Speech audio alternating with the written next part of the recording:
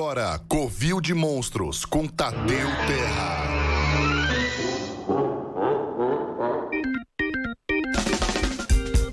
Estamos no ar com mais um Covil de Monstros, essa sua tarde de quarta-feira, rapaz.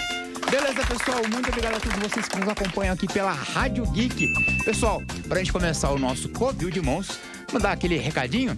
Primeiro, se você quiser participar aqui da nossa programação da Rádio Geek, inclusive aqui do Covil de Monstros, mande uma mensagem para o nosso WhatsApp.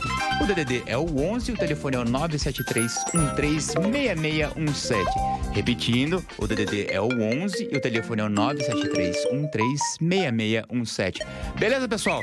Seguinte, se você ainda não curtiu a página do Covil de Monstros lá no Facebook, por favor, dê uma moral pra gente lá. Corre lá pra você saber o que está acontecendo, os convidados, os programas que nós já fizemos.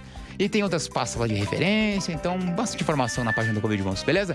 E se você ainda não curtiu a página aqui do nosso querido patrocinador X3 Clay, por favor, corra lá na página da X3 Clay ou da Reinvent Arts. Deu aí uma moral pro Fábio, pra Janaína, que nos fornece aqui esse produto maravilhoso. Beleza, pessoal? E hoje, pessoal, eu recebo o monstrão do Stop Motion, Matheus de Jesus. Beleza, Matheus? Prazer, cara. Muito contente de ter um representante do Stop Motion aqui no Covil de Monstros, cara. Bacana. Cara, a gente sempre começa o nosso programa perguntando pro nosso convidado como é que você começou nessa arte maravilhosa, cara. Cara, Bom, primeiro é um prazer estar aqui. Obrigado. No lugar Eu agradeço. que recebe muitas pessoas ótimas aqui dessas áreas da arte, enfim. Bom, eu comecei em 2003 integrando uma equipe de um curta-metragem Batalha Guerra do Vinil. Eu entrei para fazer bonecos e estruturas, né? O projeto durou de 2003 a 2007. Em 2006, meados de 2006, a Cartoon Network entrou como coprodução e aí passou no Adult Swim. Putz, foi pra Adult Swim, olha que da hora, velho. Aí sim. Aí, a partir daí, fomos seguindo, enfim, fazendo stop motion, fazendo maquete para museu. Enfim, nessa época, o stop motion aqui no Brasil não estava tão aquecido assim quanto está hoje, né? Ah, que legal. Então, hoje a gente já tem um mercado mais... acho que a animação, em geral, né, ganhou uma força, né, de uns 4, 5 anos pra cá, ganhou uma força muito legal. Eu vejo bastante, porque tem bastante produção, principalmente no Cartoon mesmo, de desenhos nacionais e tal. Isso é muito legal, né, cara? Sim. Isso acontece, então, com a animação também. A animação, no geral, deu um boom. E o stop motion teve uma reavivada, digamos assim, né? Lá fora, a galera começou voltou, né, a olhar com os olhos e aí reflete um pouco. Recentemente a gente teve, né, a Ilha dos Cachorros, do Wes Anderson, né, tipo, animal. Sim. Tivemos um brasileiro também na equipe, né, o Matias, que já teve aqui no Covil, a gente teve o prazer de falar com ele. E como é que foi isso, cara? Como é que você começa um boneco? Como é que, da onde surge, assim, tipo, como é que eu vou fazer... O que o boneco de stop motion precisa ter para ser um boneco de stop motion? Cara, eu acho que o básico que difere de uma escultura e de um stop motion é a questão de ser estático mesmo, né? Ali você vai projetar dentro do stop motion, você tem que ter alguns passos antes na hora de projetar o boneco. Então você recebe um briefing do filme ou da publicidade, ou enfim, dizendo quais são os movimentos do boneco, as características. Normalmente você recebe também, ou você faz um concept do personagem, e o desenho. Normalmente você tem um model sheet, que é as poses frontais, laterais. Ele é um 360, Um 360 do boneco. E aí, de acordo com a movimentação dele, se ele fala, enfim, se ele pisca, quais as características do boneco, você vai projetar ele para ele atender aquelas expectativas, né? Então... E pro animador poder manipular. Então, isso também é uma questão muito importante, né? Entendi. Então, peraí, vamos lá. Dentro de um projeto de stop motion, então tem uma pessoa responsável só para fazer o esqueleto do boneco, tem uma pessoa para modelar o boneco e tem uma pessoa para animar o boneco. Não é a mesma pessoa que vai fazer isso. Então, isso no mundo ideal. No mundo ideal funciona seria assim. dessa maneira. Quando você tem grandes produções, né, de longa, como Ilha dos Cachorros, Box Trolls, enfim... você tem a pessoa especializada que vai só pintar o olho do boneco, que vai só fazer cabelo, que vai só, né, Entendi. enfim... É uma equipe muito maior. É uma equipe muito maior. Aqui no Brasil, normalmente, a gente acaba acumulando algumas funções, né? Fica mais generalista, então. Exatamente. Você vai desde do concept do boneco até animar ele. Exatamente, Aqui a gente ainda consegue separar, então, por exemplo, quem faz concept, mas quem faz o boneco, normalmente faz esqueleto e o boneco, né? Tira, modela, tira molde, tira o boneco, enfim, e manda para alguém animar ou coloca algum animador profissional. A gente já consegue fazer esse tipo de divisão, assim. Certo. A gente tá falando de stop motion, mas assim, eu já vi e já testemunhei pessoas que não sabem o que é stop motion. Cara, o que é a animação stop motion? Cara, o stop motion é uma das técnicas de animação mais antigas que existem, né? Surgiu no começo do cinema ali, com Méliès, enfim. Nada mais é do que... são fotos que são batidas na sequência. Então, você tem, por exemplo, um personagem, você quer que ele movimente o braço para cima. Então, você vai movimentar o braço dele um pouco para cima, vai tirar uma foto. Mais um pouquinho, tirar uma foto. Mais um pouquinho e tira uma foto. Quando você coloca no computador, enfim, essa foto é capturada dentro do computador, o software já gera uma sequência dessa foto e ela transforma num filme, digamos assim. Entendi. Que nada mais é do que o filme, né? Que é, enfim, uma sequência de imagens paradas que dá a Ainda sensação de são movimento. 24 frames, 24 fotos por segundo? Cara, tem vários jeitos de você trabalhar. Ok. Filmes, normalmente filmes, mais uma vez, enfim, grandes produções trabalham em 24, porque deixa o movimento mais fluido. Aqui no Brasil, normalmente a gente trabalha com 12 frames, que certo. A metade já é uma qualidade bem aceitável, assim, de filme, já faz umas coisas bem legais, assim. Entendi. Eu vi que você trouxe um esqueleto aqui pra gente dar uma olhada. E conta, como é que começa... Óbvio, né? Tem um concept do boneco, né? A gente, beleza, ele vai ter uma estatura tal. E aí, como é que você decide aonde vão ser essas junções? Onde vai ter... Eu tô vendo que tem umas ball joint, né? Que são... junções com uma bolinha, né, dentro. Como é que você decide isso, assim? É de acordo com o movimento? É de acordo com o briefing que o cliente... Tipo, como é que rola isso? Cara, é bem nesse começo mesmo quando você recebe o concept e o briefing do trabalho, o roteiro, enfim. Você vai decupar e vai realmente ver. Por exemplo, isso aqui é um ser humano, né? Olha, a gente mostrar um pouquinho pra cima aqui, ó. Claro, esse é um esqueleto que a gente produz lá no estúdio. Aliás, a gente ministra esse curso também de ball joint profissional, que é o único curso na América Latina. Então, a gente está com esse curso lá. Mas, enfim, normalmente é isso, né? A gente tem o personagem lá e vai determinar. Como é um ser humano, ele já é baseado na anatomia de um ser humano comum, né? Certo. Que tem a parte do ombro, a parte da cintura, pescoço... pelvis aqui, joelho, né? Enfim, aqui ele não tá com o esqueleto completo do braço, porque o personagem tinha um braço muito fininho, então aqui a gente completaria com arame. Entendi. Então até aqui ele é articulado no ball joint, tá? Certo. E aqui a gente entra com um arame, enfim, que vai até a parte da mão. Entendi. Mãos também, normalmente, dedos são feitos de arame, por causa desse impeditivo técnico, digamos assim, né? Dependendo da mão, Entendi. Não cabe um você colocar umas falanges ali, né? Dependendo da escala, claro, né? Do que você vai trabalhar. Entendi. Mas é mais ou menos isso, assim. Então, a gente tem um esqueleto em alumínio. E o corpo do boneco, geralmente, ele é feito em qual material? Cara, a gente trabalha muito com silicone. Silicone. A gente trabalha silicone platinum. Com silicone platinum lá. A maioria das vezes, quando é um boneco, por exemplo, que ele é inteiro vestido ou, enfim, tem uma roupa, às vezes não tem a necessidade de você modelar o personagem, tirar molde e tirar de silicone. A gente pode, de repente, fazer um enchimento de espuma, sabe? Entendi. Alguma coisa que a roupa vai cobrir. As partes mais aparentes são em silicone e o resto tem um enxerto ali. Exatamente. Normalmente a cabeça a gente trabalha de resina ou, enfim... Aí depende também qual é o briefing, se o personagem vai falar, e tem lip sync, tem troca de boca. Exato. Olha aí, uma coisa que nem eu assisto muito making off e tal, e um filme que eu gosto bastante por conta disso é o Paranorman. E aí é muito louco porque num determinado momento o cara puxa uma gaveta e você vê lá, tipo, 50 boquinhas diferentes. Como é que rola isso? É pra ter realmente a sequência do lábio? Cara...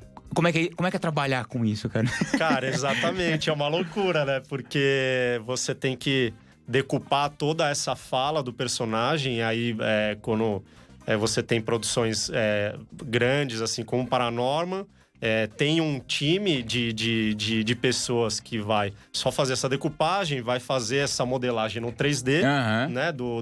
Da expressão e de cada troca de expressão. E no caso do Paranorman, da Laika, né? Que eles fizeram uma parceria com uma empresa de impressão 3D. Certo. Se eu não me engano, é a Stratasys, mas não sei aqui.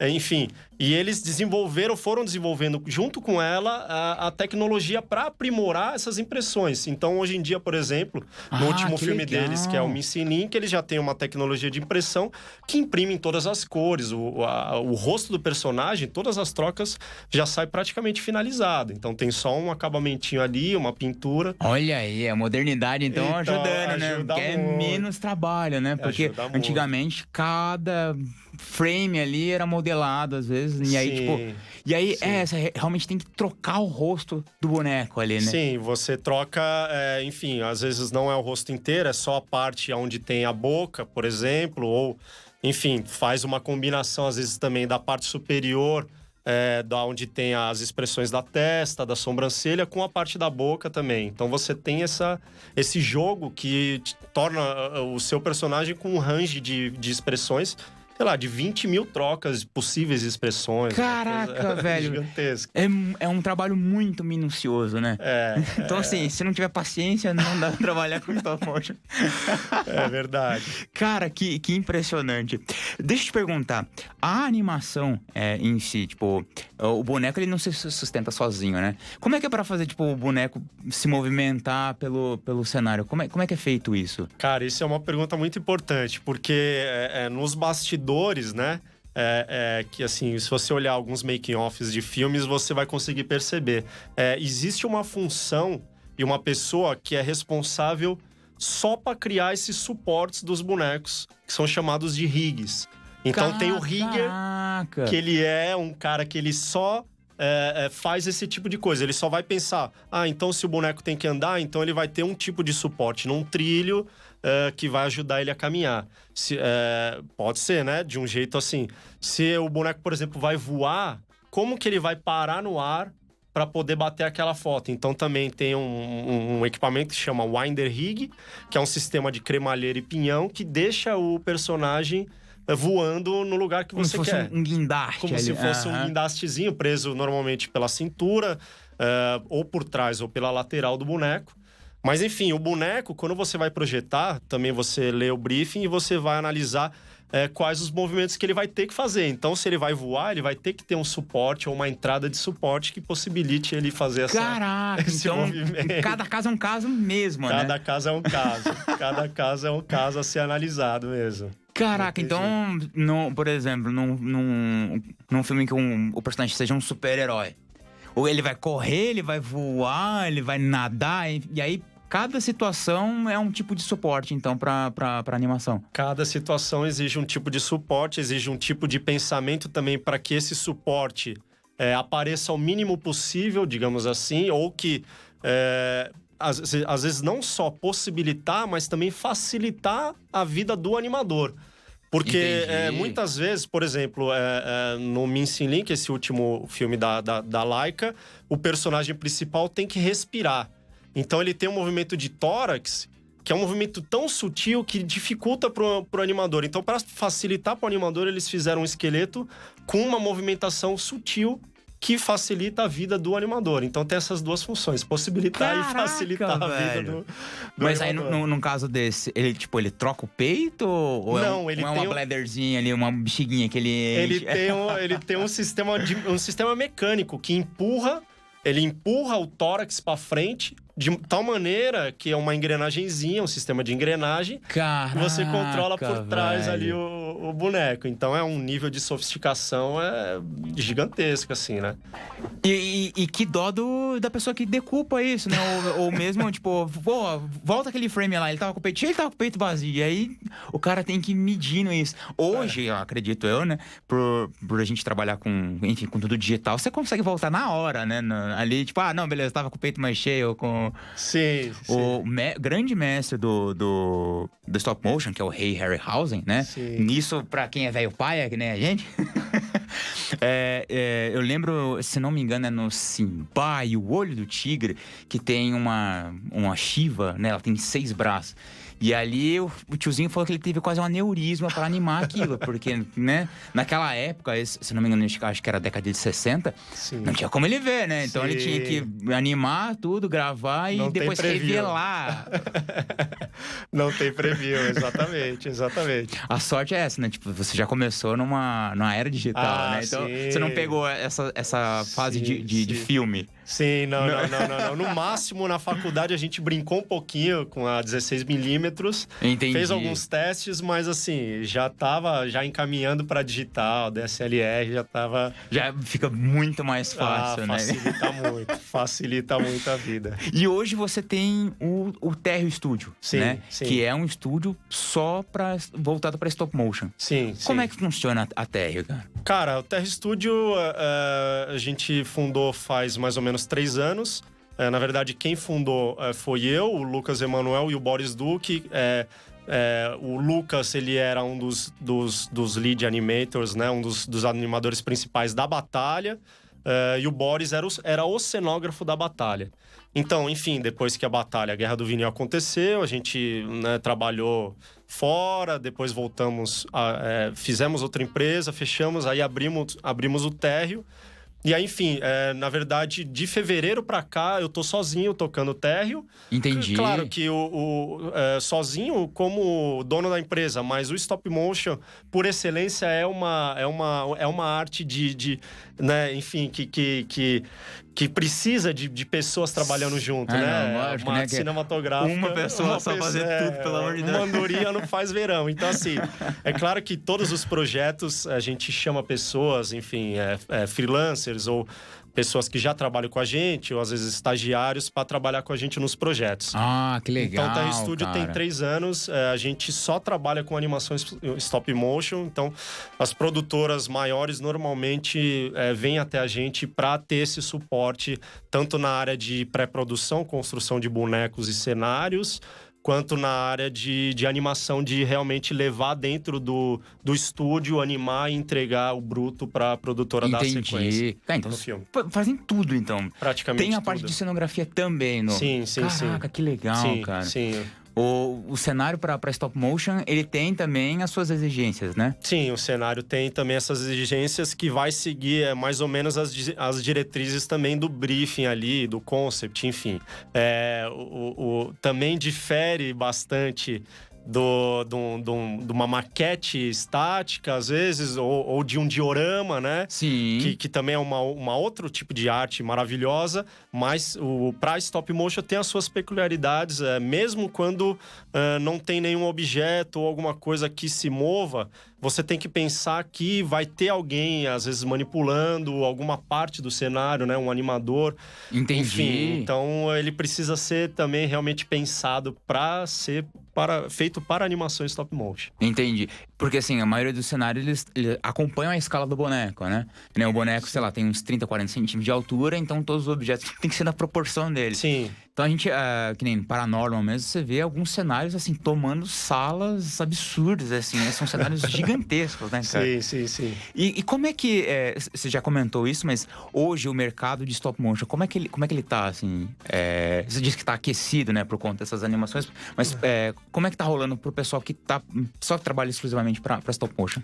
Cara, aqui no Brasil eu acho que tem pouquíssimos estúdios que, sei lá, que só trabalham com stop motion. Eu acho que só a gente, assim.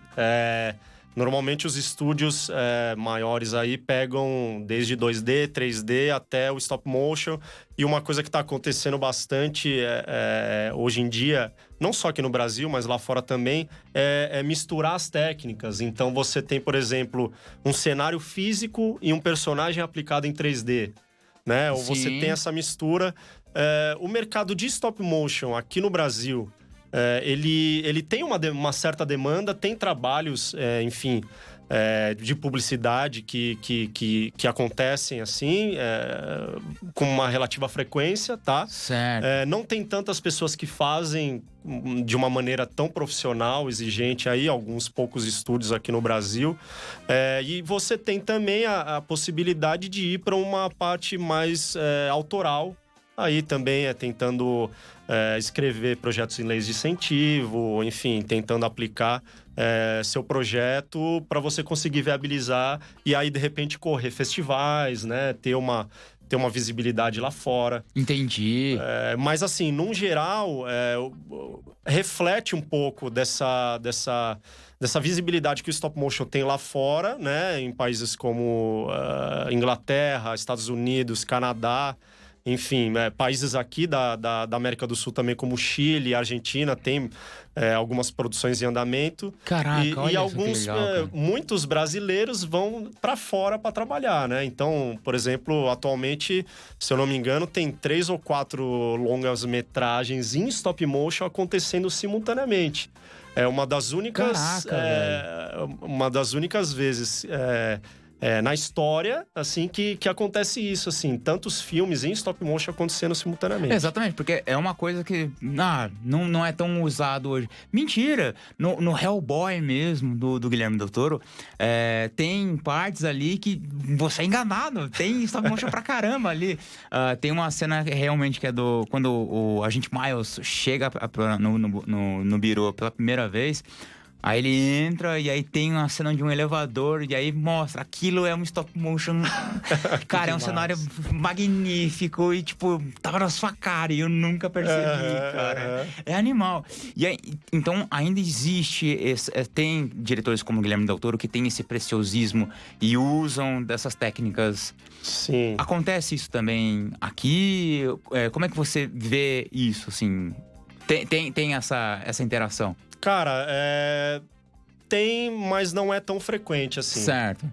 A gente, por exemplo, fez um personagem para um documentário meio fictício e tal, sobre uma banda dos anos 70 chamada Joelho de Porco, que foi a primeira banda punk do Brasil. E aí, o vocalista dessa banda, ele é falecido, o Tico Terpins, e aí quem nos chamou era o sobrinho dele e tal, Rafael Terpes, e ele queria que a gente construísse o boneco do vocalista, do Tico Terpes. Olha aí, então a gente fez o boneco e animou. Então o boneco participa do filme como o personagem ali do filme.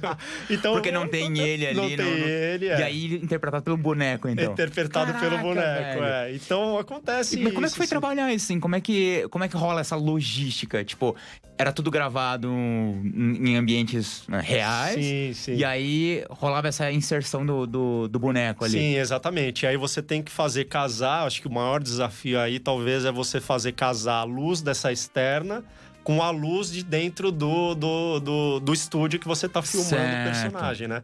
Porque o stop motion, que é uma coisa bem legal de falar, normalmente ele tem que ser feito dentro de um ambiente controlado. Então você tem a luz controlada, você tem todos os aspectos ali externos, enfim, que vai influenciar no filme dentro de um estúdio. Então aí o desafio mesmo é você fazer bater essa luz que foi filmado lá na externa com a luz do personagem que tá dentro ali do estúdio. Caraca, velho. Imagino que não seja fácil. Até porque, um pouco que eu sei, a iluminação pra stop motion também é outra coisa, né? Não é a mesma. Vou colocar essa luz aqui. Não. Tem certa redução, porque ela tem que respeitar certas coisas. Sim. Caraca, velho. Ela tem as peculiaridades também, não só a iluminação, quanto a fotografia, né? A gente não usa, por exemplo, flash em stop motion, né? Claro, porque é isso. Como é uma sequência de fotos, você tem uma percepção muito nítida quando muda de uma cena para outra, por exemplo, um flick de luz, a luz que pisca, alguma coisa. Então, para você ter uma noção da sensibilidade disso, quando você tem, às vezes, uma variação da energia elétrica, por exemplo, isso falando de produções grandes, né? Certo. De uma variação de energia elétrica na rede, você varia a luz e se você tira foto, você vai perceber essa variação. Então você tem que, de repente, ter um estabilizador, alguma coisa que mantenha também a luz funcionando de uma maneira velho. linear, assim, digamos assim. Nossa, então assim, realmente é outra coisa, é um outro universo trabalhar com stop motion. Agora deixa eu te perguntar, se, pra quem tá ouvindo, quem quiser se especializar em stop motion, existe curso pra isso? Como é que é assim? Quero trabalhar com stop motion. Como é que a galera começa? Sim, normalmente eu, por exemplo, vim da área de design. Acabei não trabalhando com design, mas já achei um projeto que foi a Batalha no começo da faculdade, né? Certo. Guerra do Vinil. Aí eu entrei por esse caminho. Hoje em dia, quando eu fiz faculdade, não existia faculdade de animação. Hoje em dia já existe algumas faculdades e cursos específicos de animação. É um caminho que pode ser, né? Normalmente a gente busca pessoas dentro dos cursos de animação. Então, pessoas que querem vir trabalhar com a gente, enfim... A gente manda currículo pra gente, a gente traz pessoas de dentro dos cursos de animação para trabalhar. Então esse também é um caminho, certo. Um caminho muito interessante que eu acho que na minha época também não tinha, então não existia, que são as mídias sociais, né? Certo. Então tem muita, por exemplo, eu como cuido das mídias do térreo, eu percebo pessoas que estão fazendo trabalhos legais, caseiros, digamos assim, mas que tem um potencial, então também já falo, olha que legal. Entendi. Pô, tem um potencial, né? Em todas as áreas, né? Desde roteiro, enfim, até escultura, né? Que é necessário.